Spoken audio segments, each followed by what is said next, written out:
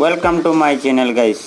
আমি আসছিলাম একটা ওয়ালটন এসি দেখতে, আসার পরে কাস্টমার বলতেছে যে এটার তো ঠান্ডা হচ্ছে না, তো এই জন্য আমি কতটুকু চালাইলাম, চালানোর পরে দেখলাম যে এটা কম্প্রেসার স্টার্ট নিতেছে না। তো কম্প্রেসারে গেলাম, আপনাদের আমি দেখাচ্ছি কি সমস্যা ছিল।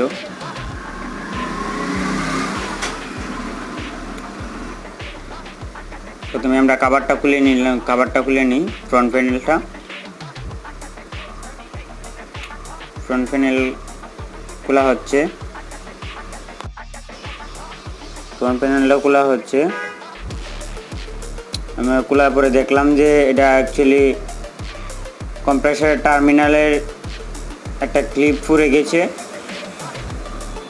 তো গাইস, এর ধরনের ভিডিও পেতে আমাদের চ্যানেলটা সাবস্ক্রাইব করুন এবং কমেন্ট করুন।